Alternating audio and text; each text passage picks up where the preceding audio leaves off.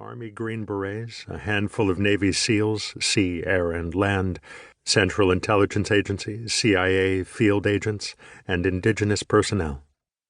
SOG reported directly to the Joint Chiefs of Staff, JCS, and the White House, running black ops, top-secret operations so classified that the very existence of the covert unit was denied by the U.S. government.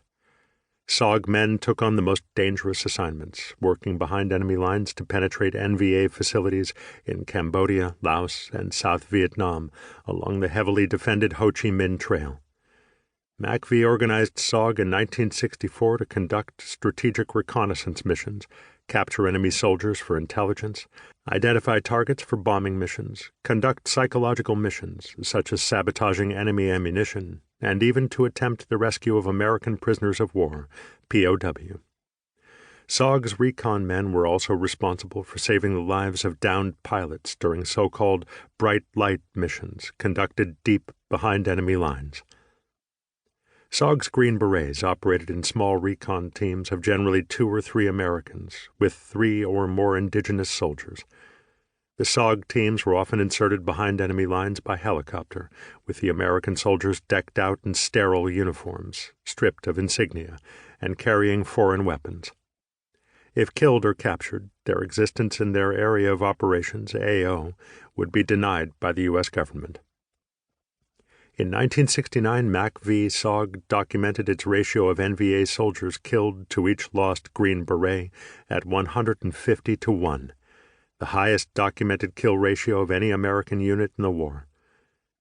In many cases, the SOG teams went in under enemy fire and were pursued by NVA trackers from the moment they inserted into the jungle.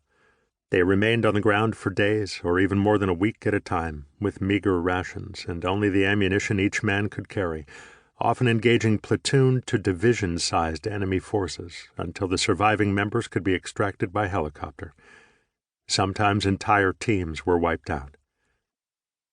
According to Major John Plaster, author of the first detailed history of the SOG, the recon company at FOB 2 Kontum was the Vietnam War's most highly decorated unit, with 5 Medal of Honor MOH recipients.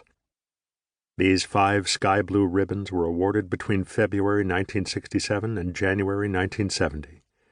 Within that same stretch, FOB 2 recon men also received 8 Distinguished Service Crosses, DSC, the nation's second highest award for valor, and innumerable other awards.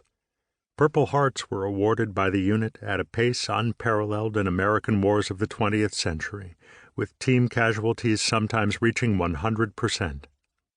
Oftentimes Special Forces, SF, troopers declined the submission of paperwork for a Purple Heart, or simply did not report minor shrapnel wounds.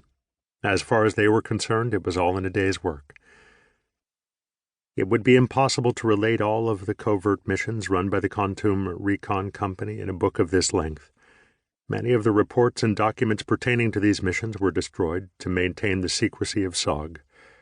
Reconstructing the story of how FOB 2 Kontum took shape was made possible largely through the knowledge of the original 33 Green Berets who began running operations from the base.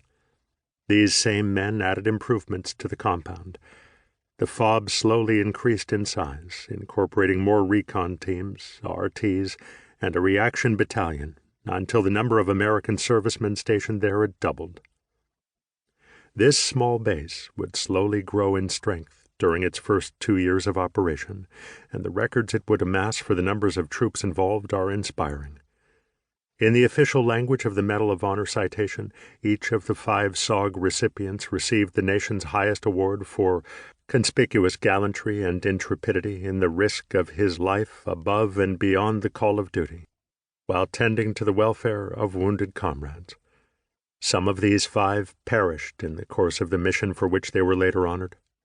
Bob Howard was wounded on 14 occasions, received 8 Purple Hearts, and emerged from Vietnam as the most highly decorated soldier since World War II's Audie Murphy.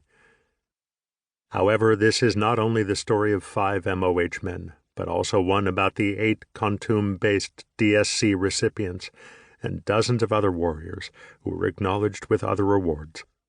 In some cases, the most valiant received no formal recognition at all, either due to the eccentricities of the awards board